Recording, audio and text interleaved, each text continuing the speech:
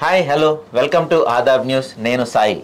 ఈరోజు మనతో ఒక ముఖ్యమైన వ్యక్తి, ఒక ప్రముఖమైన వ్యక్తి. ఈయన తలుచుకుంటే ఏమన్నా చేయగలుగుతారు, ఈయన తలుచుకుంటే ఎటువంటి పదవైనా పొందగలుగుతారు. కానీ పదవులకు అధికారానికి దూరంగా ఉంటూ నిరంతరం ప్రజలతో ఉన్న పదవే ఆయన్ని వరించి వచ్చిన వ్యక్తి ఆర్ కృష్ణయ్య గారు, రాజ్యసభ సభ్యులు. ఈరోజు మనతో ఉన్నారు. నమస్కారం సార్, ఎలా ఉన్నారు సార్? ఎలా ఉంది సార్? ఇప్పుడు తెలంగాణలో కులగణన కోసం మీరు ఒక ఉద్యమం చేపడదాం అనుకున్నారు. అనుకున్న వెంటనే ప్రభుత్వం నుంచి కులగణన త్వరలో చేస్తామని చెప్పి ప్రకటన వచ్చింది. మీరు అనుకునే విధంగా ప్రకటన వచ్చినట్టు అనుకోవచ్చా? మీ దీక్ష ఆపుతున్నారా? అంటే కులగణన చేస్తే అనేక సమస్యలకు పరిష్కారం దొరుకుతుంది. రిజర్వేషన్ల విషయం లోపల, లోకల్ బాడీ రిజర్వేషన్ల విషయం లోపల, రాజ్యాధికారంలో వాటా లభించడానికి వీటన్నింటికీ పరిష్కారం దొరుకుతుందని చాలా రోజులుగా జనగణనలో కులగణన చేయాలని పోరాడుతున్నాం. గతంలో కాంగ్రెస్ పార్టీ ఉన్నప్పుడు మన్మోహన్ సింగ్ గారు ఒప్పుకున్నారు. కానీ అప్పటికే మొత్తం ప్రొపార్మెంట్ తయారు కావడం వల్ల అది ప్రత్యేకంగా చేసిండు. అది సైంటిఫిక్గా లేక అది పెండింగ్లో పడిపోయింది. జనగణనలో కులగణన చేసేటట్టయితే పర్ఫెక్ట్గా లెక్కలు వస్తాయి. ఇక్కడ రాష్ట్రంలో మన రాహుల్ గాంధీ గారు ఆ విషయంలో కన్విన్స్ అయ్యాడు. ఆయన బీసీలను జెండా ఎత్తుకున్నాడు భుజాల మీద. వాళ్ళకు ఎంత జనాభా ఎంతుంటే రాజ్యాధికారంలో వాటా ఇవ్వాలని, విద్యా ఉద్యోగులలో రిజర్వేషన్లు పెంచాలని ఓపెన్గా ప్రకటించారు. కానీ ఇక్కడ కాంగ్రెస్ పార్టీ వాళ్ళు రాహుల్ గాంధీ మాట అమలు చేయడం లేదు. చేయకుండా ఫస్ట్ అధికారంలోకి రాందని లోకల్ బాడీ రిజర్వేషన్లు పెడతామన్నారు. నేను అప్పుడు ప్రశ్నించిన ప్రభుత్వాన్ని, మీరు రాహుల్ గాంధీ అన్నాడు, మీరు కామారెడ్డి డిక్లరేషన్లో ప్రకటించారు, ఎన్నికల మేనిఫెస్టోలో పెట్టారు, జనాభా లెక్కలు తీస్తాం, కులగణన చేస్తాం, దాని ప్రకారం రిజర్వేషన్లు పెంచుతాం, బీసీలకు 42% రిజర్వేషన్లు ఇస్తామని చెప్పి మీరు స్పష్టంగా ప్రకటించారు. పెంచకుండా ఎన్నికలకు పోవద్దని వార్నింగ్ ఇచ్చాము. ఇస్తే మేము పోతాము అని అంటున్నారు. 8 నెలలు అయింది అధికారంలోకి వచ్చి. ఇంతవరకు కులగణన చేయడం లేదు. రిజర్వేషన్లు రిజర్వేషన్లు పెంచడానికి కొన్ని ఇబ్బందులు ఉన్నాయి. ఎందుకంటే ఉత్తరప్రదేశ్, బీహార్లో మొత్తం దేశంలో గతంలో నేను అందులో కేసు కూడా వేసాను సుప్రీంకోర్టులో. జనగణన మీద కూడా కులగణన చేయాలని సుప్రీంకోర్టులో కేసు వేసినాం. నేను వేసిన తర్వాత ఒక్కటి అడ్వకేట్లను వాదించడానికి గవర్నమెంట్ సహకరించడం లేదు. సుప్రీంకోర్టు మీద వాళ్ళు ఒత్తిడి వేస్తున్నారు. దాంతో నేను ఇంకా 40 కేసులు, 50 కేసులు మన రాష్ట్రం నుంచి 3-4 కేసులు, కర్ణాటక నుంచి, పశ్చిమ బెంగాల్ నుంచి అనేక మంది లాయర్లను పెట్టి ఎమినెంట్ పర్సనాలిటీస్ తోటి కేసులు వేయించాము. ఎక్కువ మంది అడ్వకేట్ ఉంటే కేసు మీద ఒత్తిడి ఉంటుందని. అయినా కేంద్ర ప్రభుత్వం పెద్ద అడ్వకేట్లను పెట్టి ఆ కేసు టేబుల్ మీద వచ్చిన రోజే వెనక్కి పంపుతట్టు చేస్తుంది. ఒత్తిడి తీసుకొచ్చి తప్పనిసరి ఆ కేసు మీద గెలుస్తాం. కేంద్రంలో కూడా కులగణన చేపిస్తాం. ఇక్కడ ఈ ప్రభుత్వం కూడా, రేవంత్ రెడ్డి ప్రభుత్వం కూడా కులగణన చేయాలి. ఎందుకంటే బీసీలు ఉన్నటి ఎన్నికల్లో బీసీలు కేసీఆర్ తక్కువ ఏం చేస్తారో బీసీలకు అని చెప్పి ఆయన మీద ఉన్న కోపంతో కాంగ్రెస్ పార్టీకి బలమే మొన్న ఎక్కడ ఉండే బలం అంతా. ప్రతి ఎన్నికల్లో కూడా మీరు ప్రతిసారి కూడా ప్రభుత్వం మోసం చేస్తుందని ప్రతిపక్షానికి మీరు అండగా నిలవటం, వాళ్ళ అధికారంలోకి వచ్చాక మళ్ళీ మిమ్మల్ని వదిలేయటం, ఇది జరుగుతానే ఉంది కదా సార్? అవును, వాని మీద కోపంతో మళ్ళీ మిమ్మల్ని వదిలేయటం. ఈసారి అట్లుండదు. బీసీలు గ్రామ స్థాయిలో యూత్ అంతా చాలా మిలిటెంట్ ఫోర్స్ అయింది. ప్రతి గ్రామం లోపల ఉన్న బీసీ యూత్ చదువుకుంటున్నారు. డిగ్రీ హాస్టళ్ళు, స్కాలర్షిప్లు, ఫీజు రియంబర్స్మెంట్ పథకాలు పెట్టేయడం వల్ల ఇప్పుడు బీసీ లోపల చాలా చైతన్యం వచ్చింది. మేము 76 ఏళ్ళు అయితే కూడా ఈ తెలుగు రాష్ట్రాల్లో, మాకు తెలంగాణలో ప్రత్యేకంగా ఎంతో చైతన్యం ఉన్న ఉద్యమాల పురిటిగడ్డ, విప్లవ వీరులు పుట్టిన గడ్డ. ఈ గడ్డ మీద ఇంతవరకు రాజ్యాధికారం రాలేదు మాకు. మేము ఇక్కడ బీసీలు ముఖ్యమంత్రి కాలేదు. బీసీలు ముఖ్యమంత్రి కావాలనే అభిప్రాయం ప్రతి ఒక్కరికి ఉంది. మరి ఇప్పుడు మీరు అంటున్నారు కదా బీసీ రాజ్యాధికారం కావాలని. ఒక రకంగా చెప్పాలంటే ప్రధానమంత్రి మోదీ కూడా బీసీఏ. మీకు రాజ్యాధికారం దేశవ్యాప్తంగా వచ్చినట్టు చెప్పుకోవచ్చు. మీరు కూడా ఇప్పుడు రాజ్యసభ సభ్యులయ్యారు, మీకు కూడా కొంత రాజ్యాధికారం వచ్చింది. అయినప్పటికీ మీరు కోరుకున్న డిమాండ్లు ఏవి ఒక్క అడుగు కూడా ముందుకు పడుతున్న పరిస్థితి కనపడట్లేదు. అంటే మోడీ బీసీ, ఓకే, కానీ మోడీ ఉన్న ఇల్లు బీసీలది కాదు, బీజేపీ పార్టీ. అంటే బీజేపీ పార్టీ బీసీ వ్యతిరేక పార్టీ అని చాలా మంది అనుకుంటారు, కానీ బీజేపీ పార్టీ ఒక తులసివనం అది. అందులో గంజాయి మొక్కలు చేరినాయి బాగా. గంజాయి మొక్కల ఆధిపత్యం ఉంది తప్ప తులసి మొక్కల ఆధిపత్యం లేదు. ఎందుకంటే గంజాయి మొక్కలు అంటే మీరు ఆర్ఎస్ఎస్ అంటున్నారా? నో ఆర్ఎస్ఎస్ పట్ల నాకు గొప్ప భావాలు ఉన్నాయి. గతంలో మీరు కూడా ఆర్ఎస్ఎస్ నుంచి వచ్చిన వ్యక్తి. నేను అందుకు గర్విస్తున్నా కూడా. ఆర్ఎస్ఎస్ గొప్ప దేశభక్తి, జాతీయత, సంస్కృతి, మంచి మంచి సద్గుణాలు, ధర్మము, శీలము, వ్యక్తి నిర్మాణము చేసినటువంటి సంస్థ. కాకపోతే ఆ సంస్థలో మొదటి నుంచి కూడా కొద్దిగా అగ్రకులాలు ఎక్కువ డామినేట్ చేస్తారు. అయితే అది వ్యక్తి దోషమే తప్ప సంస్థ దోషం కాదు అది. ఎందుకంటే మీరు ఒక ఎగ్జాంపుల్ చెప్తా. గతం లోపల సుదర్శన్ జీ ఉన్నాడు, దానికి హెడ్డింగ్. ఆయన సామాజిక సమరత అనే ఒక గొప్ప పథకం పెట్టి ఈ పేద కులాలకు ఈ దేశంలో అసూయ తొలగించాలి, అందరూ సమానము అనేటటువంటి ప్రోగ్రాం తీసుకున్నాడు ఆయన. అంతేకాదు ఒకసారి ఆర్ఎస్ఎస్ పెద్ద మీటింగ్ పెట్టారు హైదరాబాద్లో, ఎన్టీఆర్ స్టేడియంలో. నన్ను చీఫ్ గెస్ట్ పిలిచారు. బీసీల కోసం, దళితుల కోసం ఎవరు పోరాడుతున్నారని ఎంక్వైరీ చేసి దేశంలో కృష్ణయ్య గారు బాగుంటుందని చెప్పి నన్ను ఆ ప్రోగ్రాంకు ముఖ్య అతిథిగా పిలిచారు. అంటే వాళ్ళ అభిప్రాయాలు కుల నిర్మూలన జరగాలి, అందరు మనుషులు. ఆర్ఎస్ఎస్లో ఒక భావన ఉన్నది. నమస్తే సదా వత్సలే మాతృభూమి త్వయా హిందూ భూమే సుఖము వర్ధితోహం. ఈ దేశం భారతదేశంలో ప్రతి ఒక్కరు సుఖంగా ఉండాలని ఉన్నది. ఆ గేయంలో పునాదులు వేస్తున్నారు వాళ్ళు. కానీ అక్కడ ఎక్కడ కూడా లేదు, సిద్ధాంత దోషం లేదు, వ్యక్తి దోషాలు ఉన్నాయి. వ్యక్తి రాగద్వేషాలతోటి ఆ సంస్థలో ఉన్న గొప్పతనాన్ని ప్రచారం చేసుకోవడంలో వాళ్ళు విఫలమయ్యారు. ఇప్పుడు మీరున్నారు సార్, మీరు కూడా మొదటి నుంచి ఒక హాస్టల్ కోసం కానీ, విద్యార్థుల కోసం కానీ, లేకపోతే మిగతా వాటి కోసం పోరాడారు. కానీ రాజకీయంగా మీరు అంతగా చైతన్యవంతులు కాలేదు. అంటే ఇక్కడ నాకు కొన్ని అంటే ఇక్కడ ఆర్ఎస్ఎస్ చేసిన సిద్ధాంత భూమికి నా మీద ప్రభావితం ఉంది. న్యాయంగా ధర్మంగా జీవించాలి అని. అట్లాగే ఇక్కడ ఏమైందంటే రాజకీయంగా అది పవర్కి వస్తే కొంతమంది కొన్ని కుటుంబాలు లాపోతాయి. నేను చదువుకుంటే విద్య ద్వారా ఈ సమాజంలో సమూలమైన మార్పు వస్తుంది.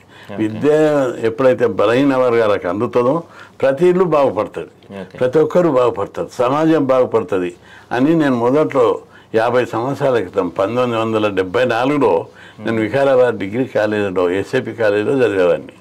అప్పుడు హాస్టల్ సీట్లు దొరకటి కావు, స్కాలర్షిప్లు వచ్చేటి కావు, సమాజంలో పేదరికం ఉన్నది, కరువు తాండవిస్తున్నది, చాలామంది చదవలేకపోతున్నారు పిల్లలంతా. అప్పుడు నా లోపల తిరుగుబాటు గుణం వచ్చేసేది. వచ్చి కలెక్టరేట్ మీద దాడి చేశాం.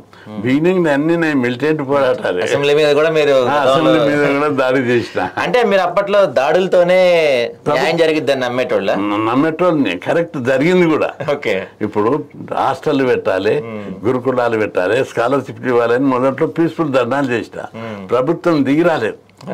అందుకే 1978 పేపర్లు ఆల్ ఇండియానే పతాక స్థాయిలో ఫ్రంట్ పేజీ బ్యానర్ ఐటమ్స్. 78లో సెప్టెంబర్ 27 నాడు నేను ఉస్మాన్ యూనివర్సిటీ లా కాలేజీలో చదువుతున్నా. 2000 మంది పిల్లలను జమ చేసిన, ట్రైనింగ్ ఇచ్చిన 2 రోజులు పిల్లలకు. అంటే ఈ పిల్లల్లో చైతన్యం తక్కువ ఉంటుందని ట్రైనింగ్ ఇచ్చి అసెంబ్లీ మీద దాడి చేయాలని 2 రోజులు పథకం వేసి అసలు హాస్టల్ తిరిగి క్యాంపస్లో యూనివర్సిటీలో తిరిగి 27 నాడు పొద్దున్నే క్యాంపస్లో అక్కడ హాస్టల్కి తయారు చేసి లీడర్ అని పెట్టా. ఉస్మానియా యూనివర్సిటీలో 20 బస్సులు హైజాక్ చేసినాం. ఆర్టీసీలను బెదిరించిన, ఎవరికి చెప్పొద్దు పోలీసులకు గిలీసులకని. 20 బస్సుల నిండా జనాన్ని నింపుకున్న క్యాంపస్లో డైరెక్ట్ అసెంబ్లీ గేట్ కాడ దిగినాం. అసెంబ్లీలో అప్పుడు కూడా చాలా బందోబస్తు ఉండేది. అప్పుడు ఎవరున్నారు సార్? ముఖ్యమంత్రి చెన్నారెడ్డి. 100 మంది పోలీసులు ఉన్నారు. మేము బస్సులు దిగినాం. దిగందరూ గేట్ పెట్టేసారు.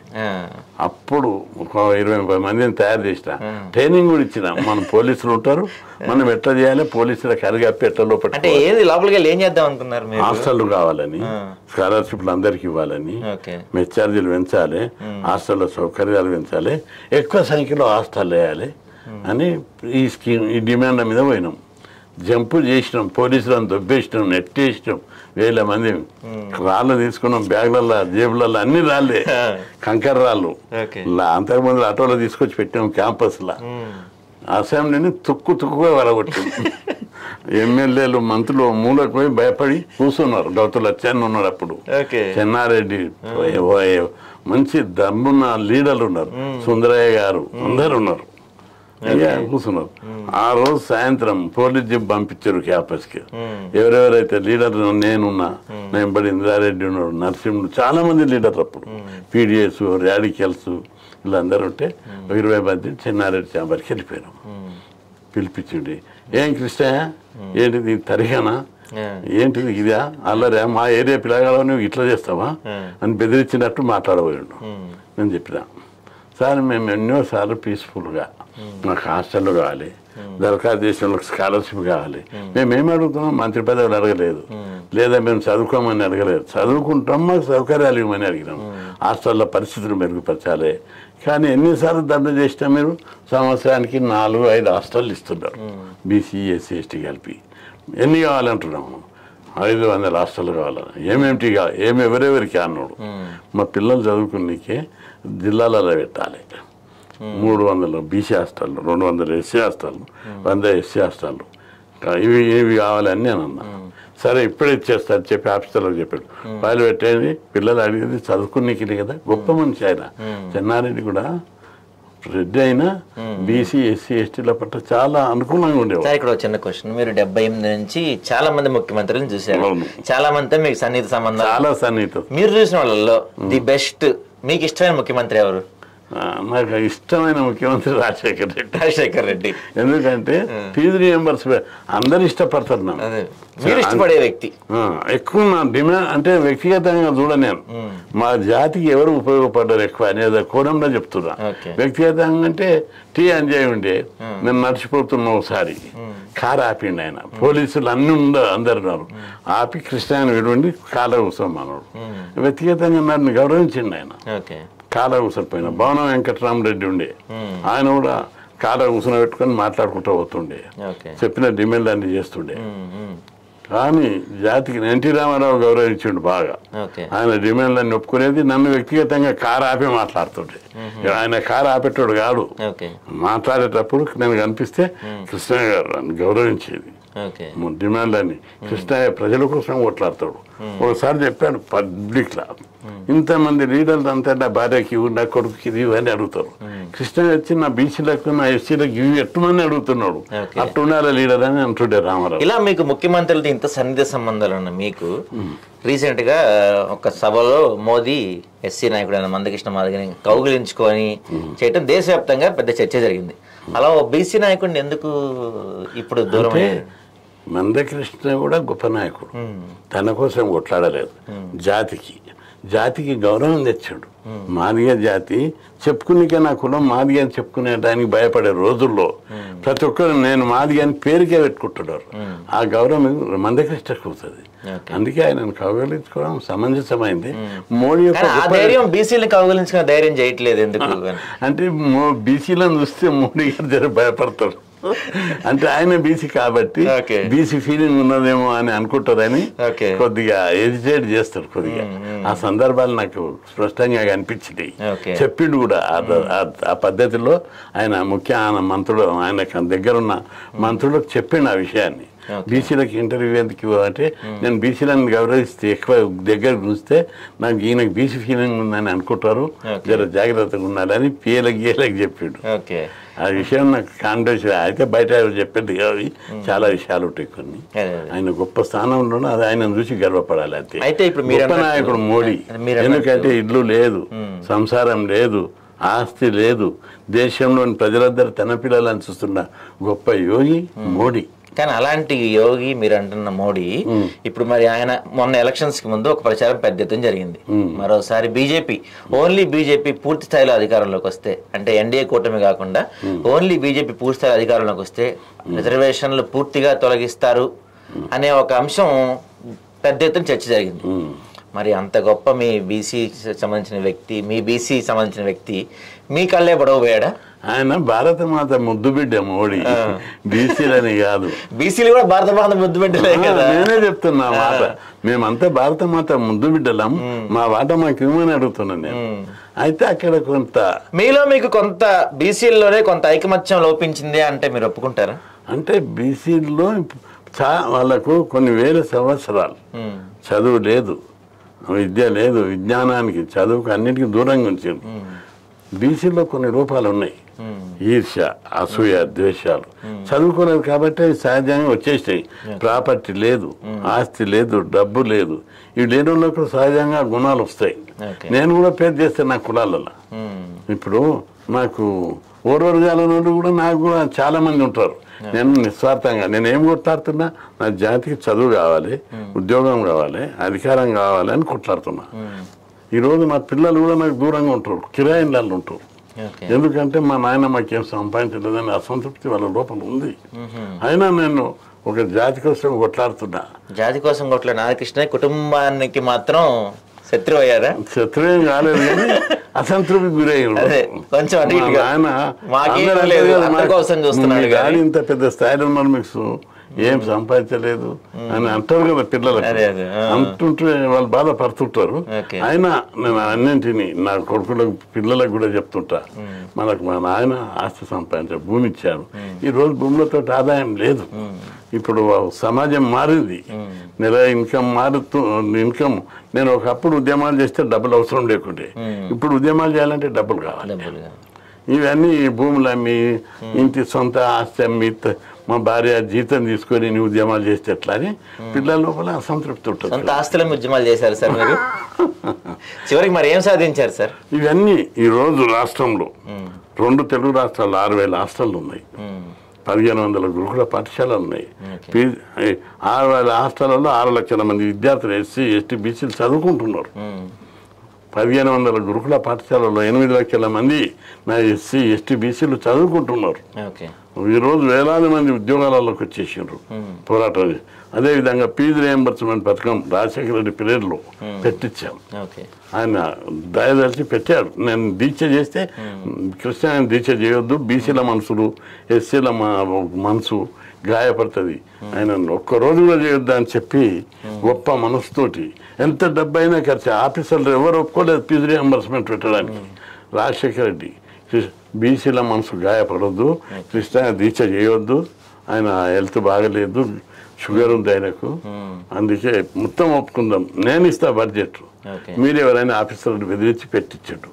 అందుకే ఆయన పట్ల గొప్ప మనస్తత్వం. అయితే సార్ ఇప్పుడు మీరు ఇందాక అన్నట్టు కొన్ని వేల మంది బీసీలు ఇప్పుడు ప్రభుత్వ ఉద్యోగాల్లో కానీ మంచి పొజిషన్స్ లో కానీ ఉన్నారు. అవును. అయితే ఒక విమర్శ ప్రధానంగా ఏర్పడుతుంది ఏంటంటే, ఇంకా స్వతంత్రం వచ్చి మనకి వాళ్ళు 78 సంవత్సరాలు పూర్తయింది. అవును. ఇప్పటికీ రిజర్వేషన్లు ఏంటి? రిజర్వేషన్ వల్ల కొంత ఓసీలు కానీ బ్యాక్వర్డ్, ఓసీల్లో కొంచెం తక్కువ స్థాయి వాళ్ళు కానీ, డబ్బులు లేని వాళ్ళు కానీ, పేదవాళ్ళు కానీ, మిగతా వాళ్ళు రిజర్వేషన్ వల్ల భారీగా నష్టపోతున్నారు. ఇప్పటికైనా ఇంకా 78 ఏళ్ళు అయినా ఇంకా రిజర్వేషన్లు ఏంటి? అసలు మొత్తం రిజర్వేషన్లు వద్దు. సమాజం, మన దేశం ప్రజాస్వామ్య దేశం, కులం పునాదుల మీద ఈ సమాజం నిర్మాణం పడ్డది. పేదరికానికి, ఆ సాంఘిక అసమానతలకు కులమే పునాది. ఆ కులంతో భారతదేశ అభివృద్ధి చెందలేకపోయింది. రెండవది, సమాజం ఈ మంచికి వచ్చిన అడిగినో నేను చెప్పాలి, రిజర్వేషన్లు పెట్టింది పేదరిక నిర్మూలన పథకం కాదు. చాలామంది పెద్ద పెద్ద స్టైల్లో చెప్తుంటారు పెద్దలు. ఇప్పటికీ రిజర్వేషన్ యొక్క సిద్ధాంతమే అర్థం కాదు వాళ్ళకు. రిజర్వేషన్లలో ఎస్సీలలో, బీసీలలో ధనవంతులు కొట్టేస్తుర్రని తప్పది. ఎంతమందికి జాబ్లు వస్తాయి? అదొకటి.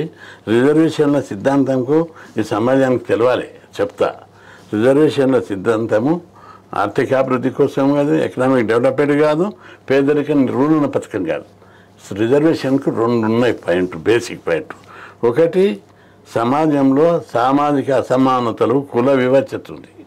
కుల వివక్షత సమాజంలో పేద కులాలకు గౌరవం పెరగాలంటే ఏం కావాలి? అధికారం కావాలి. అధికారం కావాలంటే ఉద్యోగం కావాలి. ఉద్యోగం కావాలంటే రిజర్వేషన్లు కావాలి. రిజర్వేషన్ల వల్ల చదువు, ఉద్యోగం లభిస్తుంది. దాని ద్వారా ఈ పేద కులాలకు గౌరవం పెరుగుతుంది. ఉదాహరణ ఇస్తే ఇంకా సమాజానికి బాగా అర్థమవుతుంది. ఒక మీటింగ్ జరుగుతుంది. ఆ మీటింగ్ కులంది కాదు, జనరల్ మీటింగ్ జరుగుతుంది. నేను పోయినా, నన్ను విడిచిర్రు. నేను లీడర్ని కాబట్టి ఎమ్మెల్యే ఉన్నా ఎంపీ ఉన్నా పిలుస్తుంటారు. పోయినా నన్ను స్టేజ్ మీద కూర్చోబెట్టారు. ఆ స్టేజ్ మీద ఉన్నోళ్ళు పవర్ లేని వాళ్ళు చాలామంది పెద్ద కులపళ్ళు ఉన్నారు. కింద ఒక ఆయన ఒడ్డెరాయన ఉన్నాడు. ఒడ్డెరాయనని కింద కూర్చుని పెట్టింది. ఆయన ఓ దళితుడు ఉన్నాడు, కిందనే కూర్చున్నాడు పెద్ద పెద్దలు. ఆ ఒడ్డెరాయనకు 200 ఎకరాల భూమి ఉంది, 10 టిప్పర్లు ఉన్నాయి, జేసీబీలు ఉన్నాయి, ఇతాచీలు ఉన్నాయి. కింద కూర్చుని పెట్టింది ఆయన, పైకి విరవలేదు. పెద్ద కులపల్లంతా పైన ఉన్నారు, వాళ్ళకి ఏ హోదాలు లేవు. ఆయన కూర్చున్నారు. వాళ్ళకి భూమి లేని వాళ్ళు పేదోళ్ళు కూడా స్టేజ్ మీద కూర్చున్నారు. అయితే అప్పట్లోనే ఆ ఊళ్ళో చదువుకున్న ఒక అబ్బాయి డిప్యూటీ కలెక్టర్ ఉన్నాడు, ఎక్కువ దూరంలో పనిచేస్తున్నాడు. వాళ్ళ ఊళ్ళో మీటింగ్ అవుతుందని కాళ్ళు వచ్చేస్తున్నాడు. వచ్చాడు రాందనే అందరూ ఉరికిండు ఆయన దగ్గరికి. పోలీసు వాళ్ళ ఆఫీసర్లు డిప్యూటీ కలెక్టర్ దగ్గరికి పోయి ఆయన తీసుకొచ్చి స్టేజ్ మీద కూర్చొని పెట్టారు. ఒక ఎస్సీ ఓ ఆయన కోట్లలో ఉంటే కూడా ఆయన కింద కూర్చోబెట్టారు. డిప్యూటీ కలెక్టర్ ఆయనకి ఆ ఊళ్ళో గుడిసి ఉన్నది, ఇంకా తల్లి కూలి పని చేస్తుంది. ఆయన తెచ్చి ఎలా కూర్చోబెట్టారు? డిప్యూటీ కలెక్టర్ అని స్టేజ్ మీద కూర్చోబెట్టారు. ఆయనకు ఆ గౌరవం ఎందుకు వచ్చింది? అధికారం ఉన్నాడు డిప్యూటీ కలెక్టర్ కాబట్టి, అధికారం ఉందని స్టేజ్ మీద. పేద కులాల యొక్క గౌరవం ఎప్పుడు పెరుగుతుంది? అధికారం ద్వారా మాత్రమే పెరుగుతుంది. మరి ధనవంతుడు అయితే పెరగదు. ఎగ్జాంపుల్ కోసం చెప్పిన సమాజం అర్థం చేసుకోవాలని. అంతేకాదు, ఒకటి మూల సిద్ధాంతం కూడా మీరు అర్థం చేసుకోవాలి. పెద్ద కులపైన బీద కులం కాడు, బీద కులమైన పెద్ద కులం కాడు. కానీ ఆర్థికంగా చూసినప్పుడు ఒక పేదవాడు ధనవంతుడు కోటీశ్వరుడు అవుతాడు, కోటీశ్వరుడు పేదవాడు కూడా అవుతాడు. కాబట్టి ఆర్థికము శాశ్వతం కాదు, కులం శాశ్వతంగా ఉంది ఈ సమాజంలో. అందుకే రిజర్వేషన్లు ఈ కులాము నిర్మూలించడానికి, సాంఘిక అసమానతలు తొలగించడానికి, పేద కులాల గౌరవం పెంచడానికి రిజర్వేషన్లు. రెండవ పాయింట్, ప్రజాస్వామ్యంలో అన్ని కులాలకు, అన్ని సామాజిక వర్గాలకు తాము కూడా ఈ సమాజంలో భాగస్వామ్యమైన భావన కలగాలి. ఒక కులం 100% జాబులు ఉన్నాయి బ్రిటిష్ వాళ్ళ పీరియడ్లో, ఒక కులానికి 0. అయితే ఆ కులం ఏమనుకున్నారే, మేము పాలకులం కావద్దు అనేది అసంతృప్తి రగిలి ఎప్పటికైనా దెబ్బతీస్తుంది. కాబట్టి అన్ని కులాలకి సమాజాన్ని ఏలుతున్నాం మేము, పాలనలో మేము భాగస్వామ్యం అనే భావన కలగాలంటే అన్ని కులాలకు అధికారంలో వాటా ఉండాలి. అది డాక్టర్ బాబాసాహెబ్ అంబేద్కర్ చాలా ముందు చూపుతో చేస్తాం. మెరిట్ ఎవరు సొత్తు కాదు, మెరిట్ అన్ని అవకాశం కల్పిస్తే అందరికి వస్తుంది. మీరు చూడండి, బాబాసాహెబ్ అంబేద్కర్ స్ట్రీట్ లైట్ల కింద పెరిగి చదువుకున్నాడు, ఒక దళిత కుటుంబంలో పుట్టిండు, తినడానికి తిండి లేదు. ఆయన చదవడానికి ఆనాటి రాజులు హెల్ప్ చేసిర్రు. ఇంగ్లాండ్కి పోయి బారిస్టర్ చదివిండు. ఆయన అంత మేధావి అగ్రకులాల్లో కూడా లేదు, అందుకే ఆయన రాజ్యాంగం రాశాడు. కానీ ఆయన చిన్న చూపే చూసారు దళితుడని. అంత గొప్ప మేధావినే మేము చదువుకున్నాక మేము ఎత్తుకుంటున్నాం. కానీ ఆయన జీవించిన పీరియడ్లో చాలా కష్టాలు అనుభవించాడు, చాలా పరాభవాలు పొందాడు, అవమానాలు ఎదుర్కొన్నాడు. కాబట్టి ఈ సమాజం కులం పేరు మీదనే పేద కులాలను దొక్కారు. అయితే ఇప్పుడు మీరు ఇందాక చెప్తూ కులాల మీదే మన దేశం నడుస్తుంది, కులాల మీదే దేశం ఏర్పడింది అని చెప్పన్నారు. అయితే ఇప్పుడు పరిస్థితి చూస్తే ఆ కులాలను అడ్డం పెట్టుకొని కులాల కుంపట్లు రగుల్చుకుంటూ చాలా మంది రాజకీయ నాయకులు చలిగాచుకుంటున్నారు. అంతేకాకుండా కులాల వల్ల కొంత అభివృద్ధి ఆగుతుంది, కులాల గొడవలు, కులాల మన ఆంధ్ర తెలంగాణ కాదు వేరే రాష్ట్రాల్లో కూడా కులాల గొడవలు మనం రెగ్యులర్గా చూస్తున్నాం. సో ఈ కులాలు అనేవి జాతి పెరుగుదలకి ఒక ఆటంకం కాదంటారా మీరు? కానీ కులాలను మా పోరాటం కులాలను పోషించే పోరాటం కాదు, కుల నిర్మూలన పోరాటం మాది. కుల నిర్మూలన జరిగిన రోజు ఇప్పుడు పార్లమెంట్లో అక్కడిక్కడ అందరూ మాట్లాడతారు కులం ప్రకారం రిజర్వేషన్లు ఇచ్చారని. అంటరానితనాన్ని నిర్మూలించాలి, కులాలను నిర్మూలించాలని ఎవరైనా మాట్లాడతారా పెద్దలు? ఎవరు మాట్లాడవు కాబట్టి.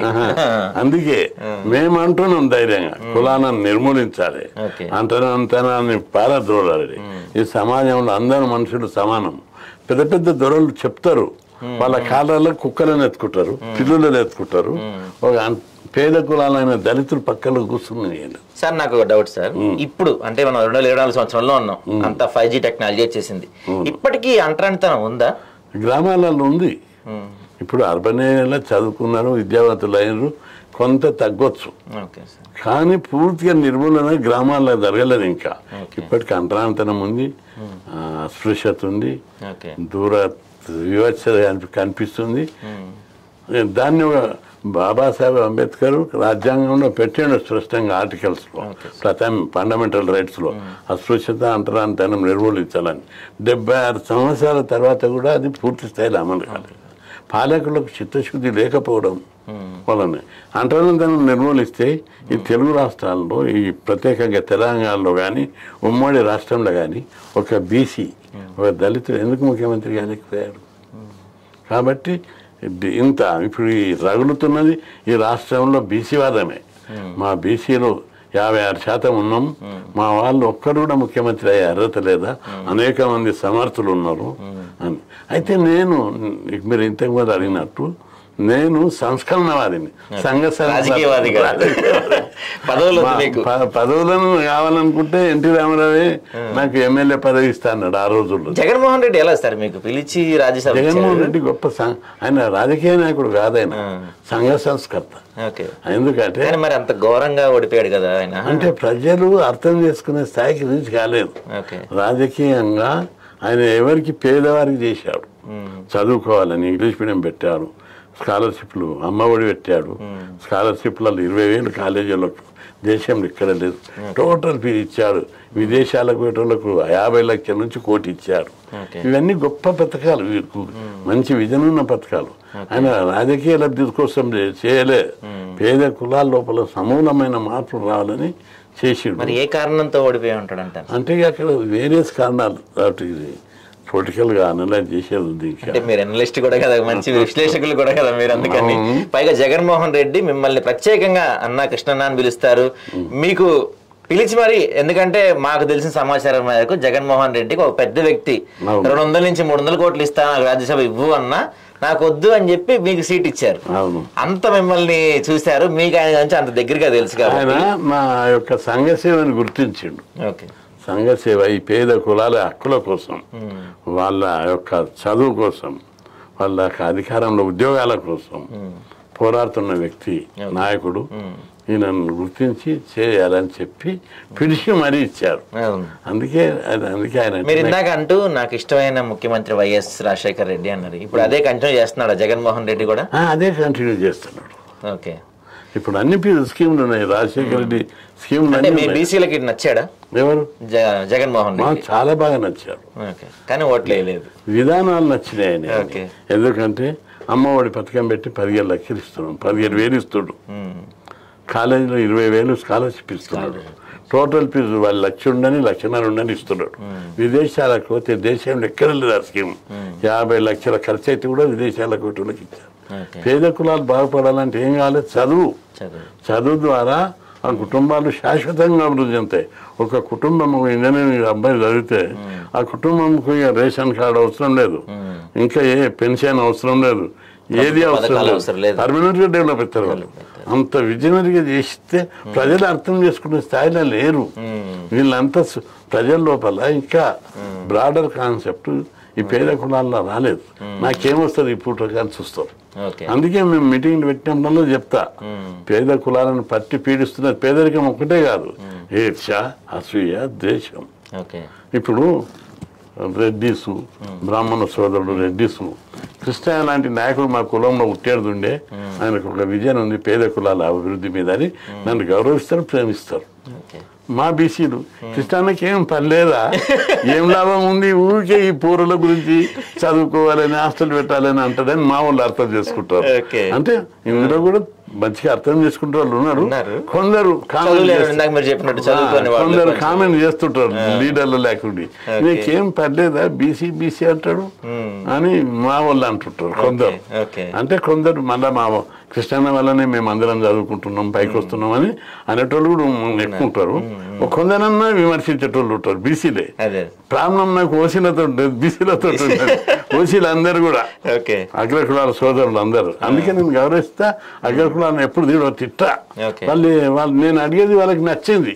నా పిల్లలు చదువుకోవాలి, నా బీసీ ఎస్సీ ఎస్టీలు వాళ్ళకి మంచి విద్య రావాలి, కార్పొరేట్ స్కూల్ పెట్టాలి, గురుకులాలు పెట్టాలి, ఆయన అడిగేది కరెక్టే కదా అంటారు. ఇన్నేళ్లలో మీరు ఏ రాజకీయ నాయకుడి దగ్గరికి, అదే ముఖ్యమంత్రి దగ్గరికి కానీ ప్రధానమంత్రి దగ్గరికి వెళ్ళినాయని కానీ నిజంగా ఇన్నేళ్లలో మా పిల్లలకి చదువులు కావాలన్నా హాస్టల్స్ కావాలన్నా తప్ప నాకు ఒక మా పదవి కావాలి లేకపోతే నాకు అది కావాలని అడిగింది లేదా సార్? ఎప్పుడు అడగలేదు.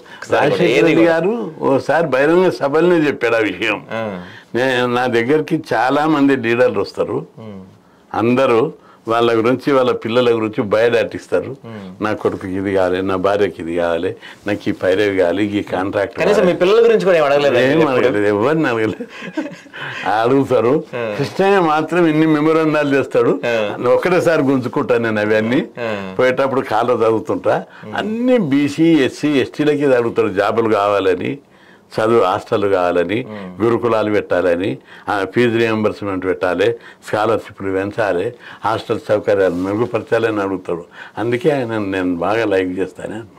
అయితే సార్ ఈ మధ్య కాలంలో మనం చూస్తుంటే కాంగ్రెస్ ప్రభుత్వం వచ్చిన తెలంగాణలో ముఖ్యంగా గురుకులాల్లో కొన్ని ఫుడ్ పాయిజన్ అయిపోయి చనిపోవటం, రకరకాల కారణాలతో పిల్లలు చనిపోవటం, మొన్న కేటీఆర్ కూడా గురుకులాలని పూర్తిగా విస్మరించింది గవర్నమెంట్ అని చెప్పి అంటున్నారు. అంటే గవర్నమెంట్ విస్మరించింది అనడం కంటే నిర్లక్ష్యం కొద్దిగా ఉంది. సొంత భవనాలు గురుకులాలు పెట్టిర్రు, మేము అడిగినాము, కేసీఆర్ పెట్టిండు, బాగా పెద్ద ఎత్తున పెట్టాడు. ఫస్ట్ మైనార్టీలకు 206 ఇచ్చాడు కేసీఆర్, అందరివి. బీసీలకు ఇవ్వలేదు. ఎస్సీలకు 100 ఇచ్చాడు, ఎస్టీలకు 50 ఇచ్చాడు. మా బీసీలకు ఎందుకు పెట్టాలని నేను ఎమ్మెల్యే ఉన్నప్పుడు అసెంబ్లీలో నిలదీసిన, పట్టించుకోలే. తర్వాత ఇందిరా పార్క్ దగ్గర కొన్ని వందల సార్లు పిల్లలు 1000 మందిని తెచ్చి ధర్నాలు చేసిన, తకాయించిపోయిండు. 119 మందులు చేసాడు. నేను అంతకు తృప్తి చెందలేదు. మా జనాభా ఎక్కున్నది, 118 ఎట్లా చేస్తావు, మాకు కూడా 200 ఇవ్వాలి అనుకొస్తుంది. మళ్ళా 119 ఇచ్చాడు. మూడవసారి కూడా 110. నేను ఏమైనా ఫాలో చేసిన, అది మంచి స్కూళ్ళు, బిల్డింగ్లు కట్టాలని డిమాండ్ చేద్దాం అనుకున్నా. బిల్డింగ్లు పెడితే మళ్ళీ కొత్త స్కూళ్ళు రావని, కొత్త స్కూల్లే కావాలని కొట్లాడి. కొందరు ఆఫీసర్లే ఆయనకు తప్పుతో పట్టించారు కేసీఆర్. ఏమన్నారంటే బిల్డింగ్ దొరకలేవు, కిరాయి అయ్యి అంత వద్దు, 33 స్కూళ్ళు పెట్టా అని చెప్పి జిల్లాకు 1 మంజూరు చేశారు. ఇక నేను ఈ 3 అయినాక బిల్డింగ్ల మీద పడ్డా, బిల్డింగ్లు కట్టాలని. సొంత బిల్డింగ్లు లేకపోవడం వల్ల నా పిల్లలకు అనారోగ్యం, పాము అడవులల్లో అక్కడిక్కడ ఉండడం వల్ల చెత్త చెదారం, సరైన సిబ్బంది లేడం వల్ల హాస్టల్లో కానీ గురుకులాల్లో కానీ వాటి మీద రివ్యూ చేసి సరైన సిబ్బందిని నియమించారు. కాలేజ్ హాస్టళ్ళు ఉన్నాయి, 200 మంది పిల్లలు ఉంటారు, 3 వర్గాలు, కమాటి, కుక్కు, వాచ్మెన్. ఎట్లా సరిపోతారు? 5 మందిని పెట్టాలి. దీని మీద రివ్యూ జరగాలి. 2వ హాస్టళ్ల మీద సూపరింటెండెంట్ పెట్టాలి. పెద్ద అన్ని ఒక ఏరియా హాస్టళ్ల మీద సరైన సొంత బిల్డింగులు లేవు. ఒకటి మెచ్చార్జీలు పెరిగిన ధరల ప్రకారం పెంచడం లేదు. ఒకటి సొంత భవనాలు పెట్టి సూపర్విజన్స్ నైట్ వాచ్మెన్ పెట్టాలి, స్వీపర్లను పెట్టాలి, స్కావెంజర్లను పెట్టాలి. అప్పుడు హాస్టళ్ల మీద పర్యవేక్షణ. హాస్టల్ బీసీ హాస్టళ్లలో ఎంత మంచివి పిల్లలు ఉన్నారంటే వాళ్ళు స్పీచ్లు ఇస్తుంటే నేనే పరిచయం అయిపోతా. నాకు స్పీకర్గా పెద్ద ఈ మధ్య గొంతు పడిపోయి టీవీ వచ్చి కొద్దిగా ఇబ్బంది అయింది, కానీ బెస్ట్ స్పీకర్గా నేను ప్రజెంటేషన్ అందుకున్నా కాలేజ్ లెవెల్లో. నేను ఎలకేషన్ కాంపిటీషన్ పెడితే నా చదువుకున్న రోజుల్లో ఫస్ట్ ప్రైజ్ నాకే రిజర్వ్. కృష్ణ ఉన్నాడంటే ఎవరు పోటీ పడేది కాదు, అంత ఉండే స్పీచ్లా.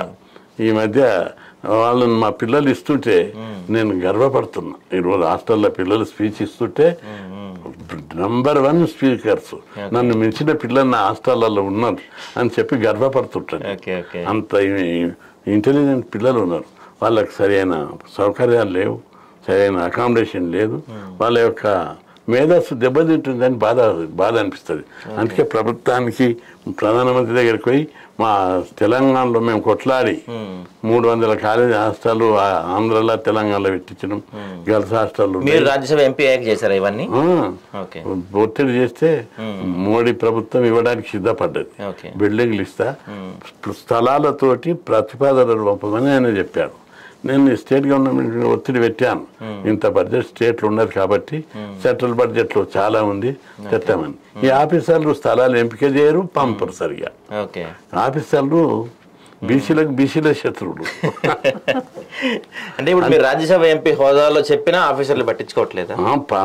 పట్టించుకోకపోతే ఊరుకుంటున్నా కానీ కొన్ని సందర్భాలు అట్లా జరుగుతాయి. నేను ఇప్పుడు కాదు 74లోనే కలెక్టర్లను కొట్టించిన, ఆఫీసర్లను, మంత్రులను మా అంటే మింటెంట్ పోరాటాలు చేస్తే తప్ప ప్రభుత్వాలు దిగిరావు. అది మంచి ఏటోళ్ళు మంచితనాన్ని అంటారు. అట్లా చివరగా ఆఫీసర్లలో కమిట్మెంట్ కులాన్ని బట్టి ఉండదు, వాళ్ళ యొక్క మనస్తత్వాన్ని బట్టి ఉంటుంది. శంకర్ అని ఉండే, ఆయన ఎంత గొప్ప ఆఫీసర్ అంటే ఆ రోజుల్లో చూసినా నువ్వు ఊరికి హాస్టల్ కావాలంటున్నావు, ఇది ఏదైతే చెప్పు రాసి ఓటని నాకు ఇట్లా ఎస్సీలకు బీసీలకు హాస్టల్ కావాలని రాసిస్తే దాని మీద నేను ఫైల్ రాసుకపోయి ముఖ్యమంత్రి దగ్గర సంతకం తీసుకొచ్చి 8 రోజులు ఇస్తుంటే హాస్టల్. అంత గొప్ప ఆఫీసరు, చాలా కమిట్మెంట్. ఓన్ బిల్డింగ్లు కావాలని అడుగు నువ్వు అని అంటుండే. మా డిమాండ్ నాకు ఆయననే చెప్తుండే, అంత గొప్ప ఆఫీసర్. చాలా మంది ఆఫీసర్లు కూడా మాధవరావు చాలా మంది. కొందరు బీసీలో ఉడతారు, బీసీలకు చేయరు వాళ్ళు, ఎస్సీలో ఉడతారు, ఎస్సీలకు చేయరు. ఈ మధ్య చాలా మంది రాజకీయ నాయకులు బీసీలో పుట్టి కూడా వేరే కులం అని చెప్పుకొని తిరుగుతున్న చాలా మంది నాయకులు మీ బీసీలో తయారవుతున్నారంట సార్ ఈ మధ్య. కానీ ఉంటుంది అది పిరికితనం మనస్తత్వం ఉన్న వాళ్ళు కొందరు ఉంటారు. అది కానీ జాతి కోసం అంకిత భావంతో ఈ కులాల అభివృద్ధి కోసం మనం పోరాడితే చరిత్ర ఎప్పుడైనా గుర్తుపెట్టుకుంటుంది. నేనేం ప్రచారం చేసుకోను, అట్లా నేను ఎత్తుగడలతో చేసిన ఉద్యమాలన్నీ. నేను ర్యాలీలు చేస్తుంటే హాస్టల్ కావాలంటే ఒక్కటి రాకుండే, గురుకులాలు పెట్టాలంటే ఒక్కటి రాడు, మెచ్చార్జీలు పెంచాలంటే అందరు వస్తుంది. మెచ్చార్జీలు పెంచాలని కరపత్రం ఉంటుండే, మెమరాండం ఇచ్చే దానిలో హాస్టల్ పెట్టాలి, గురుకులాలు పెట్టాలని ఉంటుండే. అందరు అదే అంటుండ్రు, ఏం కృష్ణ నువ్వు బయట తెల్లారి పేపర్లోనేమో మెచ్చార్జీలు పెంచాలి, సౌకర్యాలు మెరుగుపరచాలని పేపర్లు వస్తుంది, నీవిడ మాకు ఇచ్చే మెమరాండంలో హాస్టల్ పెట్టాలి, గురుకులాలు పెట్టాలి అంటే ఇవి డిమాండ్ ప్రజల ఆకర్షించాయి. ఇవి జాతికి సేవ, జాతికి కమిట్మెంట్ తోటి అడుగుతుండేది. ఇది ఉద్యమాన్ని బలోపేతం చేయడానికి ఆ డిమాండ్.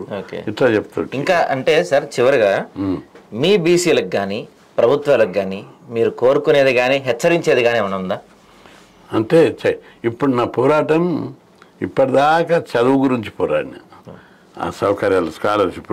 ఈరోజు సమాజంలో కొంత మార్పు వచ్చింది, వచ్చినాయి కావాల్సిన బెనిఫిట్స్. మన దగ్గర ఉన్న హాస్టళ్ళు కానీ, గురుకులాలు కానీ, ఫీజు రియంబర్స్మెంట్, స్కాలర్షిప్ కానీ దేశంలో ఏ రాష్ట్రంలో కూడా లేవు. ఇప్పుడు అన్ని రాష్ట్రాలు ఇది పెట్టాలని కొట్లాడుతున్నా. ఒకటి ఇక ఈ స్టేజ్ దాటింది, ఇప్పుడు ప్రజలందరూ రాజ్యాధికారం కావాలని. ప్రజల లోపల జీవన ప్రమాణాలు పెరిగినాయి, ఆదాయం పెరిగింది. ఒకప్పుడు స్కాలర్షిప్ రాకపోతే చదవనరు, అక్కడక్కడ ఆఫీసర్లు కలుస్తుంటారు. నాకు ఏదన్నా పని మీద ఏసీపీలు, సిఐలు, ఆఫీసర్లు కలుస్తారు.